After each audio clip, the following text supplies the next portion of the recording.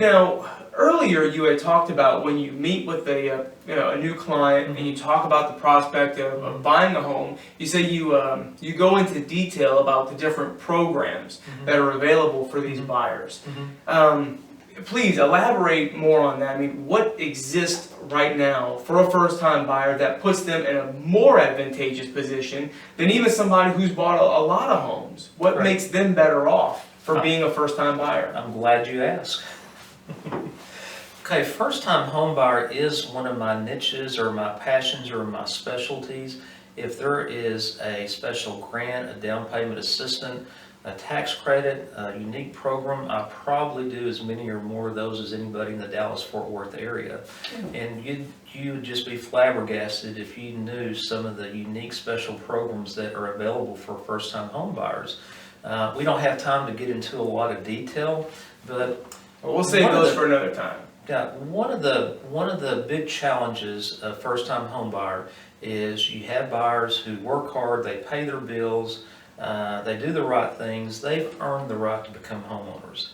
But the challenge is when you look at how high rents are and just other expenses, kids, etc., is that coming up with the down payment and the closing cost is a challenge. Sure. And so a lot of renters become perpetual renters because they can just never save the money for the down payment and the closing. They can afford the monthly payments, but they can't just swallow don't have the big money for the down payment and the closing costs. Exactly. So, coming up with $10,000, $15,000, $20,000 is just out of the realm for a lot of first-time home buyers. Sure.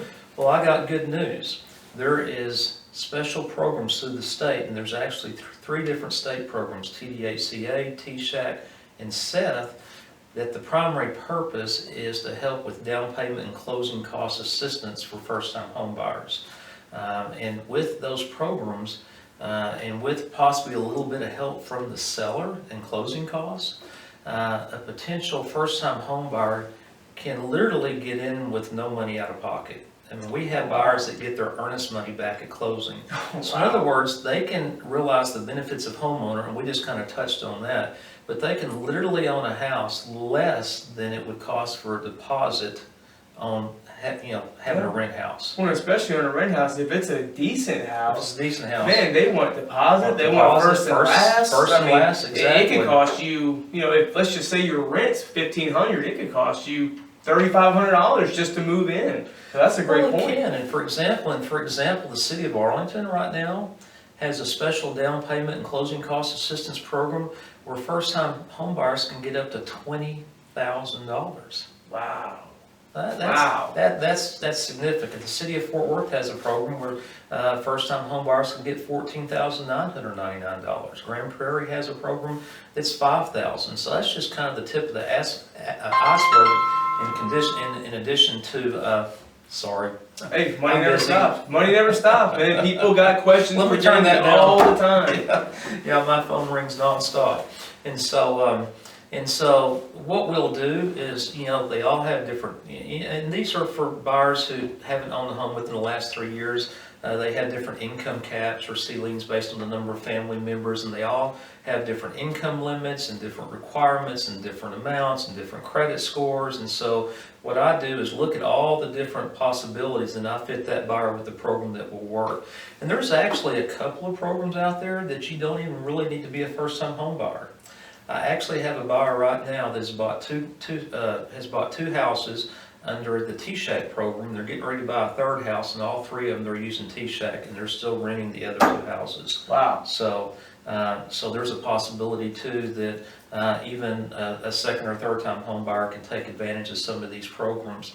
And one thing I might also mention to you, Corey, there's a program that's called MCC, and that's an acronym for Mortgage Credit Certificate, and we can combine this with any of the different first-time homebuyer programs. And to me, this one is actually the home run.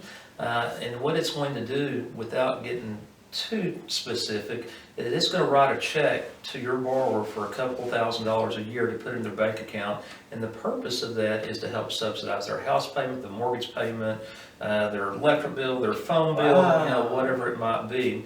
And it's in the form of a tax credit. They're going to get this certificate, and what it's going to do is reduce their federal tax liability. And it depends on the size of the loan, but it can be anywhere from $1,500 to $2,500. And so that's something, Wow. and that's something that you don't get unless you get that program, but it is for the life of the loan.